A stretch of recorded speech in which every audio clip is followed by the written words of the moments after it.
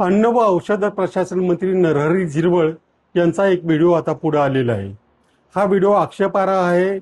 त्याच्यामध्ये नरहरी झिरवळ एका तृतीयपंथी व्यक्तीशी जे काही करतायत, तिथे काही दारू पित आहेत वगैरेचा हा व्हिडिओ आहे आणि तो सध्या महाराष्ट्रामध्ये सध्या व्हायरल झालेला आहे। नरहरी झिरवळ यांचे एकूण व्यक्तिमत्व, त्यांचा पोशाख बघता ते अत्यंत सज्जन आहेत असा सगळ्यांचा समज होतो।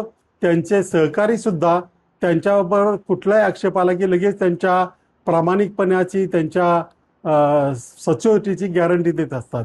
परंतु गेले काही दिवस आम्ही त्यांच्याशी पत्रव्यवहार करतोय, काही त्यांना गोष्टी सांगितलेल्या आहेत, काही लोकांवर कारवाई करायची मागणी केलेली आहे। त्यांचं स्वतः त्यांचेच अधिकारी कसं ऐकत नाहीत हे निदर्शनास आणून दिलंय। या सगळ्या गोष्टींवर त्यांचं उत्तर मात्र नकारार्थी होतं। याहीपेक्षा महत्त्वाची बाब म्हणजे एक लहान मुलांसाठीची एक लस आहे जी हाफकिनकडे आहे। त्या लशीच्या संदर्भामध्ये खाजगीकरण करायचं चाललंय। खाजगीकरणासाठी एका कंपनीच्या वतीने प्रयत्न केले जात आहेत आणि त्या प्रयत्नासाठी ते प्रयत्न करताना मंत्री महोदयाने किती सांगितलं तरी त्यांचं कुणी ऐकत नाही। ते विक्री करण्याचे प्रयत्न चालूच आहेत। त्याच्यावरून असं वाटतं की नरहरी झिरवळ यांचं जे खातं आहे ते स्वतः चालवत नाही, तर काही अधिकारी किंवा सत्ताबाह्य व्यक्ती चालवत असाव्यात। त्यांची काही नावंही पुढे येत आहेत आणि असं जर असेल तर ते आक्षेपार्ह आहे।